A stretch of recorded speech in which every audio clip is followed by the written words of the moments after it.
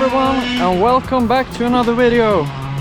We are here at the very, as you can see, sunny Klippen in the south of Sweden for the last sessions of the season. As you know, here in Sweden the season is quite short, so it's early October, and and we are here to do the final sessions of the year. Super nice weather. I think we're looking good. We did some preparation last night on the Tony Kart. I think we are all set to go, and this time the settings on the camera will be much better, so hopefully it's much more enjoyable to ride along on a flying lap. So let's do that right away. Let's go.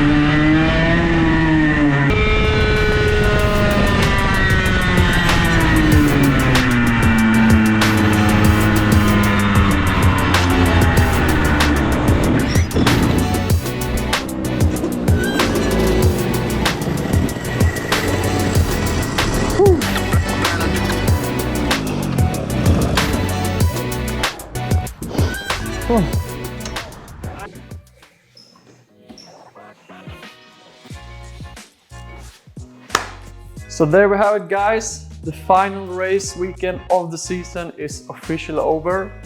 We're back in the workshop. It's a bit sad that the season went on as quickly as it did, but we did a lot of learnings and starting to understand this old style of karting. So I'm very pleased with the result we got throughout the season.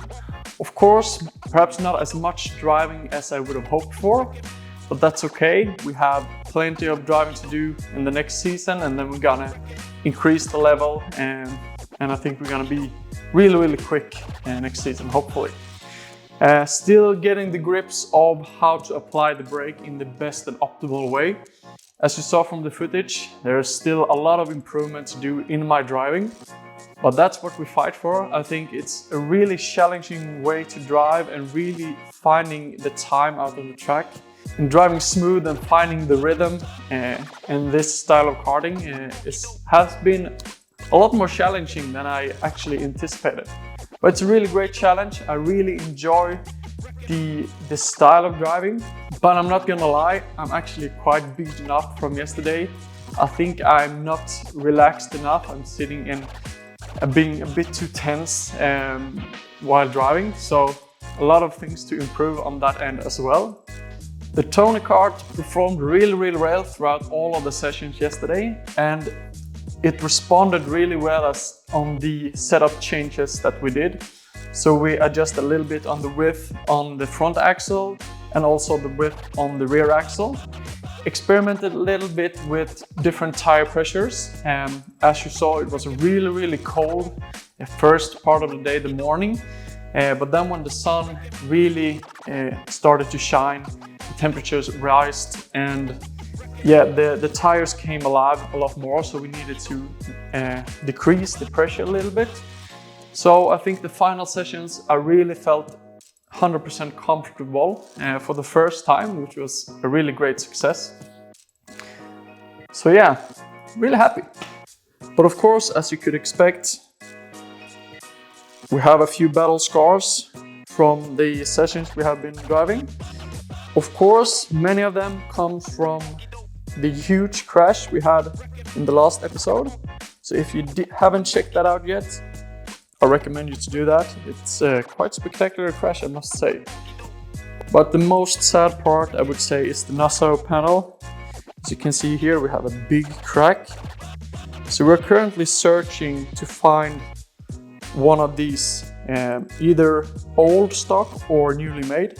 I haven't been able to find someone who makes them new, but it works. I will have to glue this a little bit so it looks better again and holds together. But if any of you guys know someone who has one of these or reproduced them today, please let me know. It would be really nice to find one of these old style Nassau panels to replace this one with. I'm looking closer here on the floor panel. If you remember from the second episode we actually welded this original one. But as you can see, we have a big crack here once again from the vibrations, even though we have the rubber, rubber washers underneath.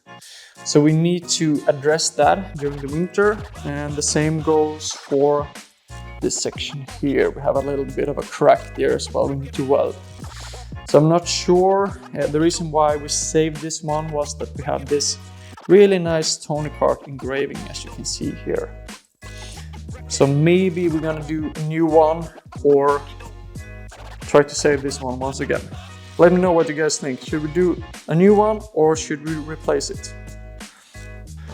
And of course, the Vortex VL95 engine has been working flawlessly. It has not skipped a beat whatsoever. It's really quick on the high end, strong on the low end, and I'm super happy. So both Lucas and Fabio, who helped us with the engine, have made a tremendous job. So it's a real little rocket, this one. I'm super happy. We're gonna send it to the guys during the winter to look over the bearings, look over the piston, the rod and everything to make sure that it's all fit for fight for the coming season. We have a few hours on the clock already, and these engines usually needs to be fully restored after about 6 hours of competitive racing. So we're, of course, the clock is ticking, but since we haven't done as much driving this season as anticipated, I think we have perhaps 3 hours left in the engine before a complete rebuild. So I'm hoping that when we're checking it during the winter, we can increase those hours a little bit. Well, let's see. So what is left now is, of course, cleaning everything, making sure it's nice for the off-season during the winter. But since we had the big crash with the kart, I'm actually thinking a little bit about taking it apart again in order to assess the chassis in a proper way, making sure that it's not bent or anything after the huge shunt we had into the tire barrier. So I think I might actually do that. But of course, we can't make another series of that. It will be quite, will not be such fun content, I think. But I have an idea. So let me introduce the next project. A BRL R31 set.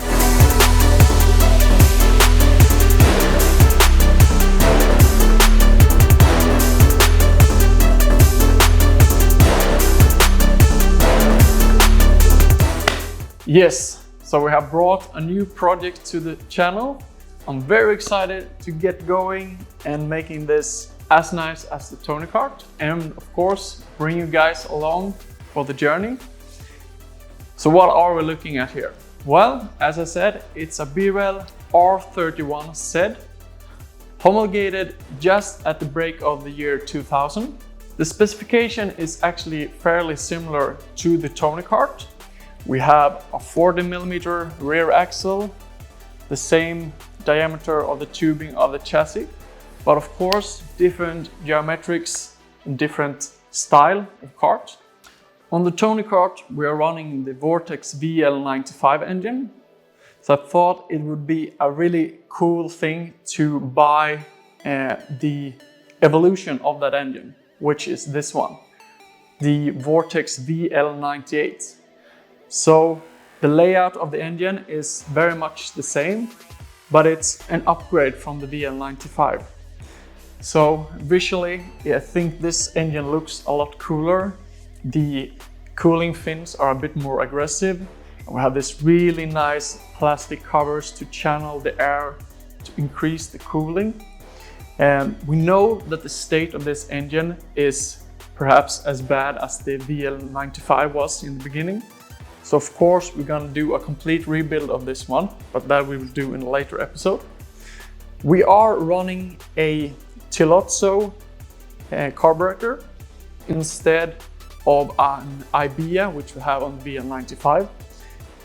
We're gonna talk to the guys who will help us with the engine to see if we're gonna run this carburetor or if we're gonna switch to an IBEA similar to the VL95. We'll see if we're gonna switch that one out or if we're gonna keep it, but that's also for a later episode.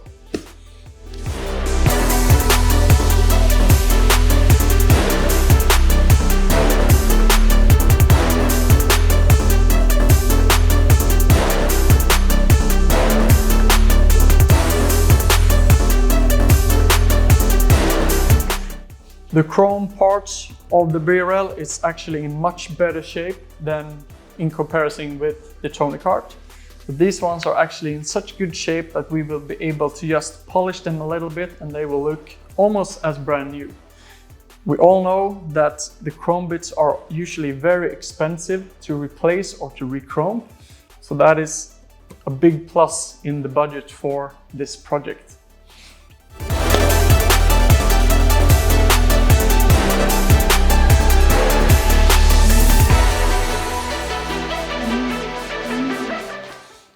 So, a lot of work ahead of us, but I'm really looking forward to the process of getting this nice BRL into racing shape once more. If there is something specific you guys would like to see in the process of restoring the kart, let me know down in the comments. It would be nice to get your feedback and views on what you guys would like to see in detail. But now we have reached the end of this episode. Thank you guys for watching all the way to the end. I can't wait to bring you guys along for this journey as well. It's gonna be super cool, and I hope we can learn a lot about this chassis, the new engine, and the process as a whole. As always, until next time, take care.